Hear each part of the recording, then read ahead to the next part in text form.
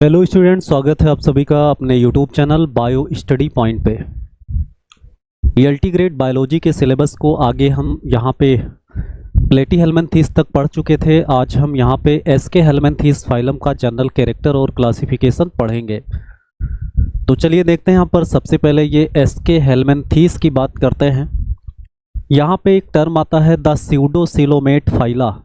Pseudocoelomate phyla का मतलब क्या होता है? यहाँ पे ऐसे ऑर्गेनिज्म जिसके अंदर स्यूडोसिलोम पाया जाता है। स्यूडोसिलोम का मतलब बॉडी के अंदर कैविटी बनती है, लेकिन वो कैविटी जो है वो मेजोडर्म के द्वारा लाइंड नहीं होती है। तो यहाँ पे आप देखोगे स्यूडोसिलोमेट फाइला मिलेगा इस फाइलम के एनिमल्स में। और एसके हेल्मिन्थेस की अगर हम बात करें तो ये ग्रीक भाषा का शब्द है जो एस्कॉस से बना है। किससे बना है? यहाँ पे एस्कॉस।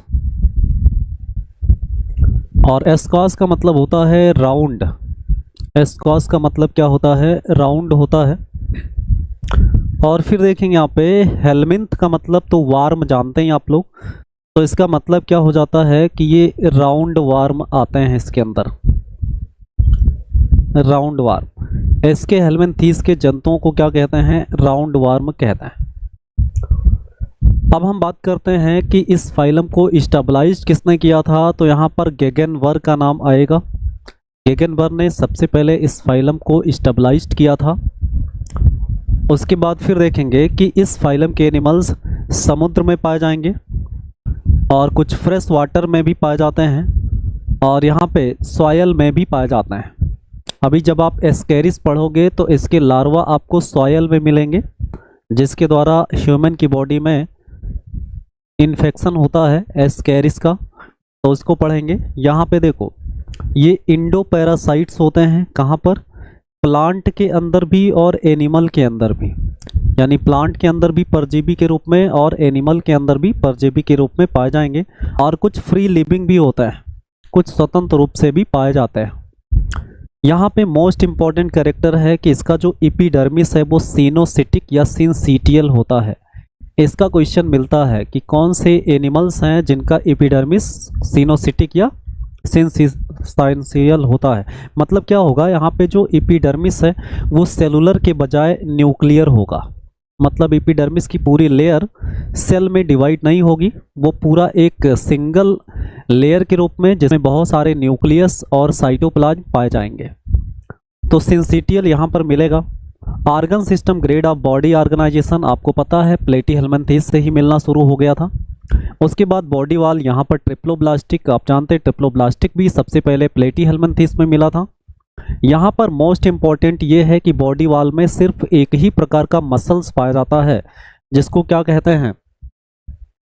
जिसको हम कहते हैं क्या? Longitudinal muscle layer. Longitudinal muscle layer body wall में केवल लॉन्गिट्यूडनल मसल लेयर पाया जाता है। उसके बाद बॉडी कैविटी यहाँ पर स्यूडोसिलोमेट होगी। स्यूडोसिलोमेट का मतलब ऐसे सिलोम जो ब्लास्टोसील कैविटी से ही बन जाता है, इसीलिए इसको जो है एक नाम से और भी जान सकते हैं, इसको ब्लास्टोसिलोमेट भी कहते हैं। इसको क्या कहते हैं? ब्लास्टोसिलोमेट के नाम से भी जानते हैं। तो स्यूडोसिलोमेट या ब्लास्टोसिलोमेट ये किसका कैरेक्टर है? एसके हेल्मिन्थेस का। उसके बाद यहाँ पे बाइलेटरल सिमेट्री तो आपको देखने को मिलेगी, बाइलेटरल सिमेट्री ये कैरेक्टर। उसके बाद नर्वस सिस्टम यहाँ पर जो होता है वो लैडर लाइक होता है। लैडर लाइक होगा जिसमें नर्व रिंग और गैंग्लिया पाया जाएगा। यहाँ पर बात करें तो एक क्या होता है इसमें? सर्कमफेरेंजियल गैंग्लियन पाया जाता है इसमें। और सर्कमफेरेंजियल गैंग्लियन से यहाँ पे 6 नर्व फाइबर यहाँ पे लॉन्गिट्यूडनली ऐसे पाए जाते हैं। और फिर इसमें जो है ट्रांसवर्स नर्व फाइबर भी यहाँ पर आपस में जुड़ते हैं, जिससे इसका शेप कैसा हो जाता है? लैडर लाइक हो जाता है। तो इस चीज़ को भी याद रखेंगे आप लोग। सर्कमफेरेंजियल गैंग्लियन भी यहाँ पर मिलता है। चलिए उसके बाद हम देखते हैं बॉडी कैसी होती है। तो इलांगेटेड होती है और टेपरिंग एट बोथ एंड होता है। मतलब बॉडी कैसी होगी? टेपर मतलब दोनों सिरा नुकीला होगा और इलांगेटेड होगा, जैसे एस्केरिस को आप देखते हैं। उसके बाद एक्सक्रीशन का क्वेश्चन मोस्ट इम्पॉर्टेंट है। यहाँ पर एक्सक्रीशन किस द्वारा होता है, तो लॉन्गिट्यूडनल एक्सक्रीटरी कैनाल सेल होता है, जिसको क्या कहते हैं, रेनेट सेल कहते हैं। और रेनेट सेल का शेप कैसा होता है, तो ये एच शेप्ड सेल होता है। क्या होता है, ये एच शेप्ड सेल होता है।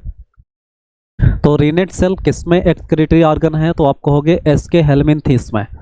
उसके बाद सेंस ऑर्गन पाया जाता है। आप देखेंगे यहाँ पर कि आपको एसके हेल्मिन्थेस के जंतुओं में सेंस ऑर्गन के रूप में पैपिली मिलेगा, एम्फिड्स और फास्मिड्स, ये दो मिलेंगे यहाँ पे। एम्फिड और फास्मिड ये सेंस ऑर्गन है जो एसके हेल्मिन्थेस में मिलेंगे। डाइजेस्टिव सिस्टम यहाँ पर क्या मिल रहा है, कंप्लीट मिल रहा है। डाइजेस्टिव सिस्टम तो मिलना स्टार्ट हुआ था प्लेटी हेल्मिन्थेस से, लेकिन वहाँ इनकम्प्लीट था, वहाँ ब्लाइंड बॉडी सैक प्लान था, मतलब बॉडी के अंदर ब्लाइंड सैक बन रहा था, केवल माउथ था, एनस नहीं था। यहाँ पे देखोगे आप माउथ भी प्रेजेंट होता है और एनस भी प्रेजेंट होता है। और यहाँ पे एलिमेंट्री कैनाल की बात करें तो इसमें क्या पाया जाता है, तो इसमें आपको जो है सक्टोरियल फेरिंग्स पाया जाता है।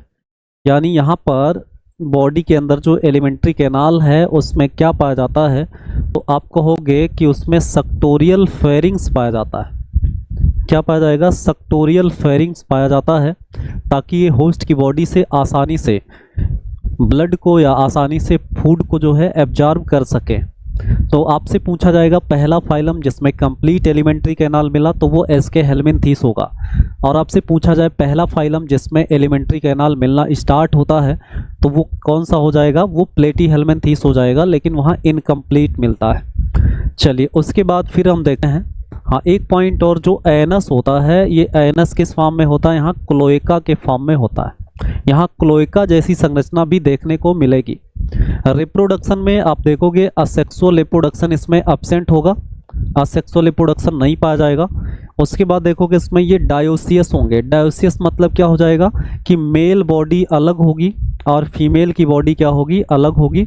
और जनरली आप देखोगे कि जो फीमेल होंगी वो लार्ज हो या लॉन्ग होती हैं। फीमेल का साइज कैसा होता है, लॉन्ग होता है, और मेल का साइज कैसा होता है, स्मॉल होता है। उसके अलावा कुछ और भी कैरेक्टर पाए जाते हैं, जैसे पीनियल सीटी मेल एस्केरिस में पाया जाता है, फीमेल में नहीं पाया जाता है। ऐसे और भी तमाम डिफरेंसेस होते हैं मेल और फीमेल में। तो यहाँ पर क्या पाया जाता है, सेक्सुअल डायमॉर्फिज्म पाया जाता है, मतलब लैंगिक द्विरूपता भी देखने को मिलती है। यहीं पर बात कर लें प्लेटी हेल्मिन्थेस में क्या मिला था आपको, ये जो है मोनोसियस होते थे, उसमें डायमॉर्फिज्म की कोई बात ही नहीं होती थी। तो यहाँ ये कैरेक्टर इंपॉर्टेंट है। फर्टिलाइजेशन कैसा होता है, इंटरनल होता है। इंटरनल होगा इसका मतलब कि मेल और फीमेल में कॉपुलेशन की प्रक्रिया पाई जाएगी, जिससे मेल अपने पेनिस के द्वारा स्पर्म को फीमेल को प्रोवाइड कर देगा और फीमेल की बॉडी में स्पर्म और ओवा फ्यूज्ड होंगे, जिसको इंटरनल फर्टिलाइजेशन कहते हैं। और जो एग्स होगा, एग्स में क्या पाया जाता है, काइटिनस सेल पाया जाता है, मतलब काइटिन का बना हुआ कवच होगा एग में।